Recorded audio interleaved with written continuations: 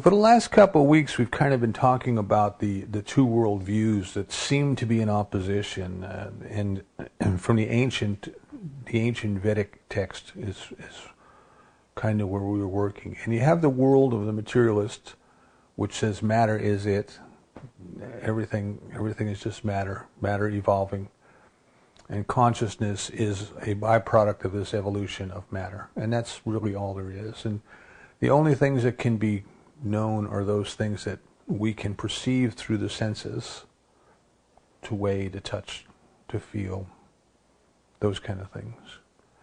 And these experiences that people report that they have, which are dubbed paranormal because they defy what can be experienced through the five senses: intuition, ESP, mystical experiences, transcendental experiences, which some people use the two terms to be the same. I think there's a step before the mystical. I think there's kind of a flash of transcendence as we are on our way to the mystical.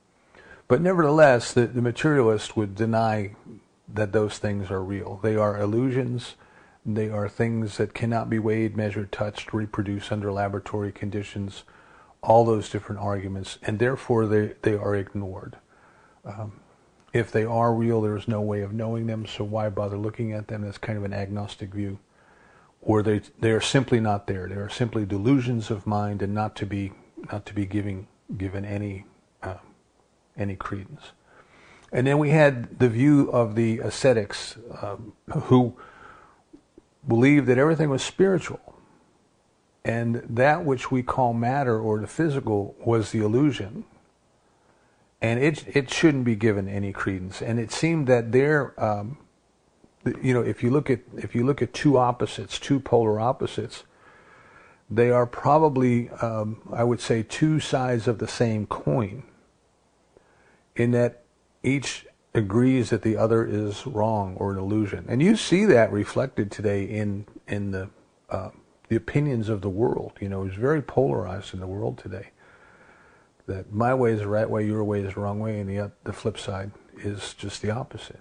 So they each agree on the premise that there's a right and a wrong. They just disagree on which one is right and which one is wrong. They each declare being right for themselves, wrong for the other.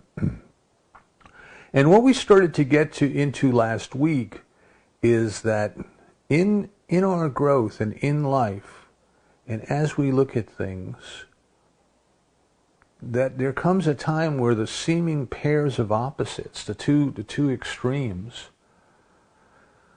we come to recognize them as two parts of the same whole. That there is I'll use the word higher for lack of a better word to come to me at this time, but I'm not using the word higher in terms of better or worse or those kind of things. Just higher. If you were thinking of a pecking order, down here you have things that appear to be opposite, but if you move up a level, if you come up a level in your viewpoint, you can see that they are two parts of the same thing. Right? We talked a little bit about how in the super colliders, when particles come into existence from the energy into the physical existence, they come in pairs. And those pairs have opposite characteristics that the scientists call spin, which is not exactly like a spinning top or things that we would understand them. But it is a characteristic, nevertheless, and each member of the pair has an opposite characteristic. So out of the energy comes the two, and the two appear to be in opposition, but yet they're not. They're not in opposition. They are two unique expressions of the unity. The unity has become multiplicity, or at least duality, at least two. And it gets really, really crazy when we start reading about some of these things in quantum physics, which I have to tell you, the more I read, the less I understand, and I think that's just the way it goes. But in quantum physics, there was a theorem, Bell's theorem, which said that if you could take one of these particles and somehow change its characteristics, the other particle would immediately change to remain in opposition, to remain, if this one has a certain spin, this one would have the opposite spin. And that change occurs instantaneously without regard to distance in space, which presents kind of a problem that Einstein talked about, spooky action at a distance.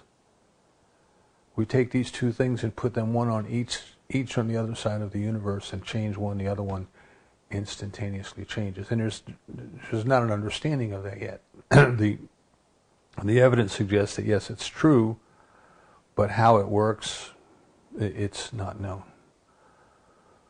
But my point is that even in physics, we start to see from the unity comes the duality, and the duality appears to be in opposition, but yet they're not in opposition, they are in cooperation. And one has a definite effect on the other.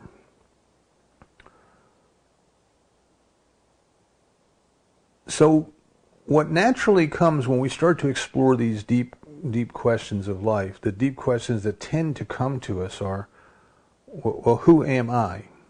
What is this thing that I refer to as myself? Why am I here? Why am I on this planet at this time? In this country, in this place, why am I here? In this community, in this group of people that I associate with, why am I here? And then, of course, the biggest question of all, which is, well, where am I going? Where am I going? What is my destiny? What is my destiny? And is this going a physical traveling? Or is this going more of an expansion of our consciousness? Perhaps we're not going anywhere, but we're realizing more of everywhere, if that makes any sense at all. Okay. And the first thing that comes to my mind as I think of those things is, what put the questions in our mind? Why did we even come to think of these things, We have animals, we have pets, we have animals that we raise for commercial purposes. I love the videos of the sheepdogs in New Zealand, where the shepherd just stands there with a whistle and blows the whistle a couple times, and the dogs seem to understand what's going on, and the sheep seem to understand what's going on, and the dogs run around, and the sheep start moving, and they all go in, get their wool sheared, And it's hard to imagine when we look at these beautiful creatures, how magnificent each of them is in what they do and how they behave.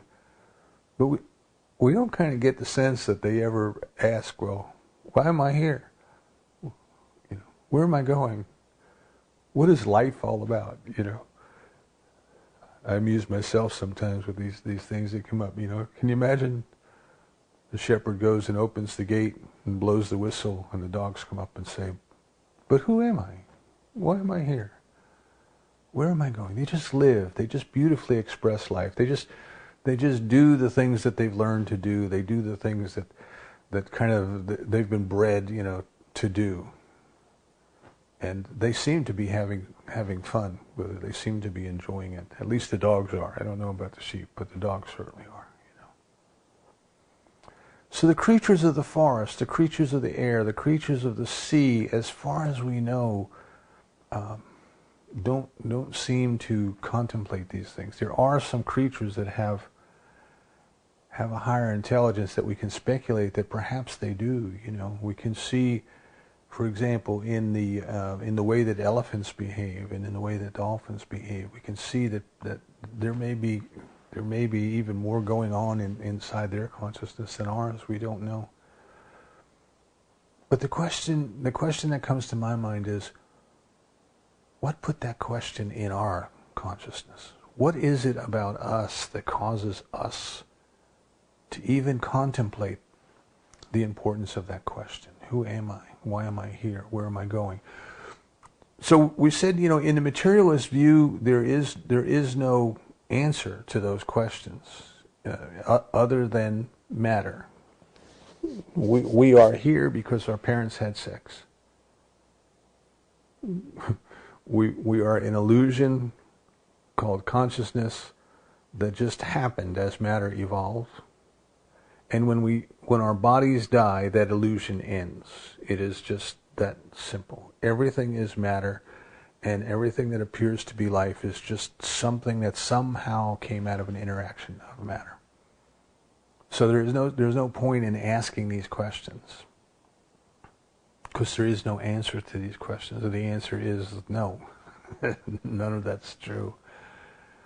And then we talked about the ascetic view, the people, the forest dwellers of the ancient, whose view was that everything was spirit, and spirit had to overcome matter, and spirit had to prove the inferiority and the illusion of matter. And there's some really interesting things if you look into it. And I always try to listen to the anecdotal evidence, and then I go back and try to see if I can find anything in a historical record to back it up.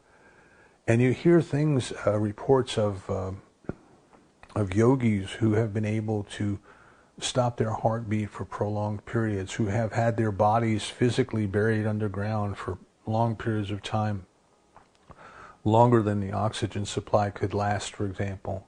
And the claim is that they have learned how to just live off the energy that was available around them, and all those kind of things. And like I said, I always take those things with a little bit of awe and a little bit of skepticism, and then go back and look. And in some cases, there are newspaper reports from around that time that tend to corroborate the claims that, yes, this person had been buried for a long period of time. Of course, the newspaper accounts could still be wrong. I mean, it could be a deception of some sort. But the idea is that matter is an enemy that to be struggled against, to be overcome, to be fought with, And for the materialist, this idea of soul and spirit and God is an enemy that it needs to be fought against and struggled with. And now we've come to the point where we had to step back and say, but maybe they're just two sides of the same coin. See, maybe this thing that we call God or life or energy is not one nor the other, but it is both. It is both. And they are not in conflict with one another, but they are just different expressions of that same life. And the example that we used, of course, is water, steam, and ice. How ridiculous it would be for the ice cube to argue with the steam.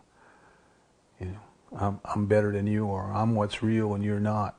I have form and I'm solid and you're kind of wispy and vapory. And the steam says, no, you're confused. You only think that you are, but you are not really. It's an illusion that you need to overcome. So in the materialist view, if you said, what is our destiny, it would say, there is none. The earth, the body dies, the sun will die, the earth will die, the galaxy itself will die, the universe itself will die, and that's it. There is no destiny other than oblivion. Oblivion is it. And if you look at the ascetic view, they might say, well, the destiny is to overcome the illusion of the imprisonment in matter, and to reclaim our spiritual identity, or fully express our spiritual identity by struggling with and struggling against and defeating matter. And what we were talking about last week was getting to this point of view of saying, don't struggle. See, don't struggle. God doesn't struggle. What does God have to struggle with? What does God have to struggle against? Because it is all. It is everything. So what we would say then is, our destiny is to move, take it up a notch, move into that place of awareness where both things that appear to be in opposition to each other, but both things are true at the same time. Being able to hold the two different ideas, two seemingly conflicting ideas, two seemingly opposing ideas in our consciousness at the same time. So we start to I'd say, breathe a sigh of relief. Breathe a sigh of relief. We are not here to struggle against spirit. We are not here to struggle against matter. We're not here to struggle. We are here to allow our consciousness and to cooperate, as I said in the opening treatment, to cooperate willingly and vigorously in the unfoldment of that part of consciousness that we call us, call ours, until we not only intellectually say, oh, okay, yes, I accept the fact that these are just two sides of the same coin, but rather that we experience it. We experience it.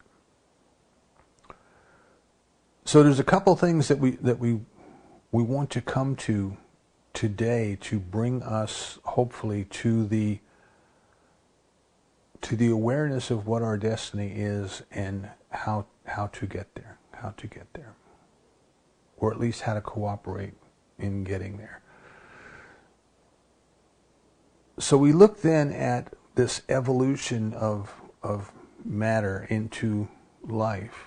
And what I said a couple weeks ago is, what the ancient teachers say is that life is already infused into matter. Matter did not create the life, but life is already infused into matter. And if we look at the characteristics and the directions that life is evolving into a greater awareness, a greater level of awareness, until it has reached what we would say, perhaps arrogantly, but we would say, has reached the pinnacle in humankind, which is self-awareness, self-consciousness. We can become aware of what we are thinking. I might want to rephrase that a little bit, because that implies that we are aware of our thought process, and I'm not certain we are. But we can become aware of things that appear in this field of consciousness, let's put it that way.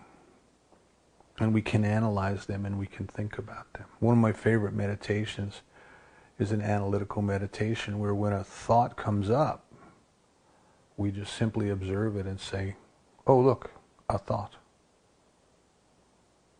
Where did it come from? Oh look, there it goes. Where did it go? For whom did the thought arise? Who is the one observing the thought? Who is the one observing the one observing the thought? And it may seem like mind games, and when you first start doing it, it certainly feels like it. But what starts to happen, at least what started to happen for me, is instead of identifying with the thought that appeared in this field of awareness, it's a happy thought, therefore I'm happy. It's an angry thought, therefore I'm angry. It's a hungry thought, I better go find a cookie. I started to identify with the observer, the witness. What is this witness within us that can observe these things called thoughts? You see, and this is where, to me, this is where we start to get into the magnificence of life. Evolution has brought us to the point where we have beings who can become aware of the fact that they are the observer of thoughts. So what we're told is, as we as life evolves, and remember, I keep talking about 3 levels of consciousness, and you find it everywhere. Once you kind of put things in these 3 buckets, you find it everywhere. So there's simple consciousness, and in this simple consciousness, we have this identity of I that we will call the ego, and we have this identity of I, and this I is separated from everyone and everything else. There is me, this I, and I am not you, and you are not me. And that's my worldview. That's my worldview. But of course, if we stop and think for just a moment about that, we would realize, as the author told us, no one is an island. Even though I believe that I'm different than and separate from each and every other one, we are in fact more alike than different. So in addition to this simple consciousness, which you find, say, at level 1, then you start to move into a collective consciousness, a shared consciousness, a common consciousness. Carl Jung called it the collective unconscious, and Ernest Holmes referred to it as race consciousness, the consciousness of the human race. Sometimes it helps for me, just as far as grasping the intangible, the thing that can't be weighed or measured or touched, but it can be touched with our consciousness, you see. We can have an experience of consciousness. And something that tends to help me is to just imagine, as Holmes put it, a thought atmosphere. That we are all kind of immersed in this thought atmosphere of the collective thoughts of the human race. And we're kind of swimming in it, so to speak, And we are influenced by and aware of these things that arise in collective consciousness. And I mentioned Joseph Campbell talking about 2 ideas kind of appearing on opposite sides of the earth, 2 ideas in mythology that are expressing the same primordial truth, but in the costumes and in the colors and in the mannerisms of the time and place where they arise.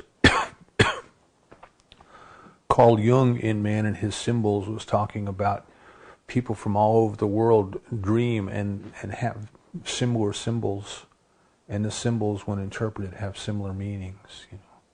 There's something very common there. There's something very common. So now we start to, now we start to move away from the idea that this consciousness that I am is insulated and isolated and different and out of touch with, and we start to come to this idea that at some level, albeit a subconscious or subliminal level, at some level we are in touch, we are in tune. And the materialists would say, no, that can't happen because consciousness is purely a function of the brain, and it's contained within the brain of the one who has the brain. And yet, if you take the time to investigate, Dean Radin's work on the conscious universe is good work. I would recommend it. There are people who investigate these things, and they find out that in fact these phenomena that seem to defy the separateness, they disappear at times, or those barriers get torn down at times. Human consciousness interacts with mechanical devices, purely mechanical or electrical devices, such as random number counters, random number generators that go askew during certain times when people are concentrating on things like that. That information is there. And how they did these experiments and what the results were. It's all there for people to examine if they want to to read it for themselves to determine whether or not it's true. Once you have an experience like this for yourself, then there's no doubt, there's no question, there's no need to read anybody else's workup of it. You know, because you know from experience, you see. And the materialist would say, well, you don't know because you didn't weigh or measure or touch. But we have experiences. We have experiences. And some of the experiences are the transcendental experiences and the mystical experiences that we have. So we start to say then, how can it be that we are together? How can it be that we kind of exist within this thought atmosphere, this collective consciousness? How can it be that there can be this kind of oneness or this unity that comes out of the multiplicity? And what we want to consider is that the multiplicity is the unity expressing itself in many different ways, You've heard me use the example of the child's toy, the Lite-Brite, which is essentially like a little night light inside a plastic box that is open on one side. And that one side you have a little plastic template, like a pegboard. If you remember the Masonite pegboards we had in the 70s, or all of our dads were putting it up in the garage, and they're putting it up in the kitchen for Mom, and you hung these little hooks in the holes in the pegboard, and you hung your pots and your pans and your tools on them. Well, that's the way this template in the Lite-Brite looks. It has all these little holes in it. And then you slide a piece of construction paper over it, so the light is completely blocked. So when you have the template in there, the light is coming through each of these individual holes. But when you slide the construction paper in there, it's blocked. But on the construction paper, there's a design. It might be a house, it might be a rabbit, it might be a bicycle, and it has little dots in different colors. And the child has little lucite pegs, little plastic pegs in different colors. And they just, like, if it's a red dot, you take a red peg and you push it through the paper, and it goes right through the hole in the template. And now the light that's back there comes shining through this peg, and it's shining through as a red light. And you might put another one in and it's a green light, and you might put another one in and it's a yellow light, and you put another one in and it's a white light. And as the child puts all these things in, the light shines up through each of these individual pegs, and then together they make some kind of a picture, something bigger than each individual peg by itself. So you might want to consider then that the light source inside that box is the unity, and then each and every one of the little pegs is the multiplicity. The light of God, the love of God, the peace of God is shining through each and every one of us. We are the peg in this example.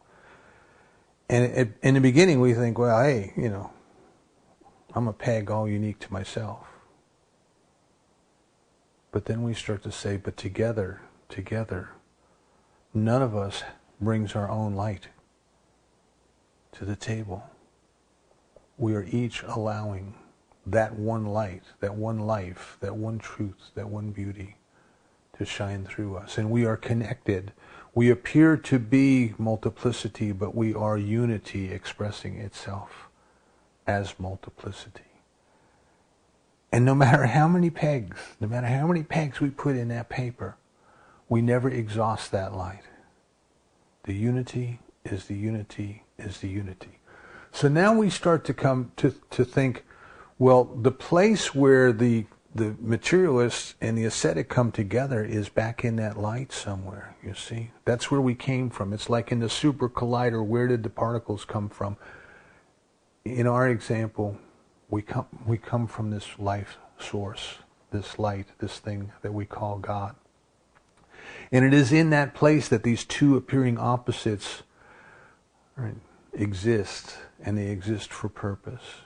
So we don't have matter and we don't have spirit, and we don't have them in struggle and in opposition. We have life expressing itself as both, and both at the same time, because matter is infused in spirit, and spirit expresses itself through matter.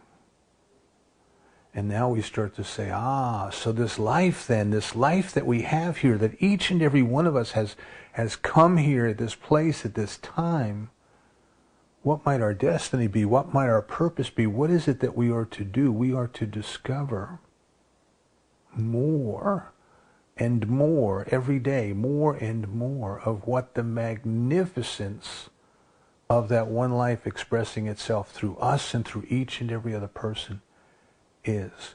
We say, well, why would God do this? If this light that we're talking about, this unity that becomes multiplicity, why would it do that? See, what is the purpose? Does God have a purpose for us? Did God have a reason for us being here? And if we go back far enough to think, to kind of move back towards that light far enough, the best thinking that we can come up with at this time is that life is expressing itself as multiplicity and enjoying itself as us. It is rediscovering itself anew as us, as each and every one of us. This is what life is. This is what God is. This is what truth is. This is what beauty is. As we unfold our what we believe to be our individual consciousness, we realize that it is not our individual consciousness. It is the consciousness individualized as us. And it is discovering itself in some new way. It is expressing itself in some unique way as each and every one of us. And as we learn that we are, it is all spirit. It is all spirit. That matter is spirit taking form. That spirit is what energizes the matter and shapes the matter and determines which way it will go.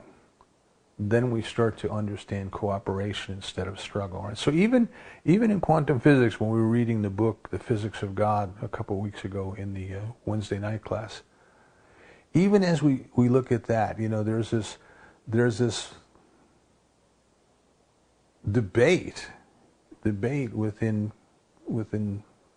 the science community, the scientific community, about the requirement of the consciousness of a human observer in order to cause the quantum wave to collapse into some particular measurable point. Okay? And again, I'll tell you, I don't understand. I listen to hours and hours of these things on YouTube, and I think one of the best, if you're interested in that, is look up Henry Stapp, S-T-A-P-P, Henry Stapp, and there's a YouTube video about a United Nations conference on how consciousness shapes the brain. Not how the brain shapes consciousness, but how the consciousness shapes the brain. And listen to Dr. Henry Stapp talking about this collapse of the quantum wave into something measurable when human beings want to know something. And so very simple. It's, the human observer says, I want to know this, and from all the probabilities, the wave collapses to let them see that. I know I'm being overly simplistic, and I have to be, because, as I say, I don't fully understand it. My point is this, that even in this thing that we would call hard science or physics, this interaction of this thing called consciousness with this thing that we call matter, it is there. It is there. Remember the opening page. If you have the Science of Mind textbook, open it up and go to the very first page. And Dr. Holmes says, we all look forward to the day when religion and science shall walk hand in hand from the visible to the invisible. This is what we're doing. We're all going back. The physicist is going back this way, right? and the mystic is going back this way. And we're getting back to that same light. So what we consider then in this, what I'm offering you, is this third world view, not physics or spirit or matter, but in this world view where it is all part of the same whole expressing itself in different ways. See? Now we can say that if this thing called consciousness, if this thing called self-awareness, if that is what is really shaping my life, out picturing in my world, that learning what consciousness is and learning how to develop consciousness is the way that I cooperate with fulfilling my destiny, which my destiny is to to allow life, to allow God, to allow Spirit to express itself through me and as me more fully. And that expression of life while I am here on this earth expresses in the form of the physical body, but it does not end when the physical body dies, because consciousness was not born and consciousness shall never die. But rather, as Dr. Holmes would tell us, consciousness simply cloaks itself in another form appropriate for whatever circumstances it finds itself in. He went as far as to say that it's very likely that we have within us body within body within body within body, each functioning at a different level of vibration, he called it, each more dense or less dense than the other. And that when we take this one off, the other one is already there, ready to go. And it reminded me this morning, I get myself sidetracked so easily. But before Oscar Wilde took the dance of the Seven Veils from Salome and kind of turned it into a burlesque show, many years before, in Vedic traditions, they had this idea that as spirit comes down into matter, to animate matter, that at each level that it comes down, it accumulates another layer, another veil, another layer of grossness, not being ugly, but gross, just being dense, and comes down to matter. And then as the consciousness begins to ascend back up, as the consciousness starts to become aware, well, I am not this bag of bones, I'm more than that, I am the observer. As at each level, at each phase of our development, as we go up, we remove one of those veils. Right? So when I read that description in the Upanishads, to me that's the dance of the seven veils, not some sultry burlesque dance.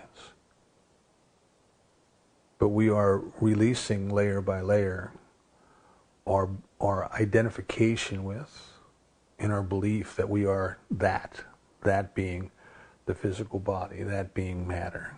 Okay? And we are constantly moving back up. Coincidentally, if you look at the symbol of religious science, if you look at many of the religious science churches, the symbol that they use is a circle with two horizontal lines that divide the circle into thirds, and then a V. And in many of the churches, that V has become a bird, like a seagull. So the wing comes down all the way to the bottom, and then it goes back up. And this signifies the descent of spirit down through the law of mind, through the function of the law of mind, down into manifestation, into matter. And then coming back up where spirit is now recognizing itself, enjoying itself, realizing itself in that unique thing. So spirit creates and then enjoys itself through its creation and as its creation and in its creation. And that's what we are. We are an individualized point in that creation. So as we grow, we start out thinking, well, I am me and you are you and we are separate and we are different. And then we kind of go through the stage where we recognize, well, we are more alike than we are different. We share many things, and there is this thing called collective consciousness. And of course, Holmes told us that the purpose of spiritual mind treatment was to insulate, isolate, and inoculate ourselves from this race consciousness, from this collective consciousness, so that we're not subject to the predominant thoughts in race consciousness, right? So the first thing in the morning we do our spiritual practice, to know that we are spiritual beings, to know that the experience that we have this day is an experience of love and of peace, We may recite a psalm of protection, no harm shall come to thee. 1,000 will fall at thy right and 10,000 at thy left, and things like that. To remind ourselves that it is the consciousness that we bring into the day that is going to have the predominant effect on what happens that day. And we don't want to enter the day without deliberately taking time to do that, because otherwise we're just allowing ourselves to be subject to the way the wind blows in race consciousness, right? And people will say, well, I wasn't thinking about getting the flu, and that's true. But were we thinking about being healthy? Were we proactively thinking about being healthy? So my point is, we start to become aware that we are spiritual beings, and that spirit has influence over these things that we call material things. And again, if you don't believe me, go read Dean Radin's book on the conscious universe. And then it becomes a matter of learning how to cooperate with that. And this is why, if you look at the way that the Science of Mind curriculum was laid out, it's so perfect. Science of Mind 1 is all about learning how to consciously choose thought, consciously choose what we wish to experience, and then observing the results of that changed consciousness as it outpictures in our environment. And once we start to realize that, my goodness, that there's something that does happen to thought, that my thoughts do produce changes in my physical being, in my physical world. Even the simplest evidence would be, if you're sitting there and I'm talking to you about cutting a lemon in half and sucking on a lemon, you're likely going to start accumulating saliva in your mouth. And what happened other than I gave you the thought? And then your body took that thought and acted upon it. That's just the simplest explanation, or the simplest experiment.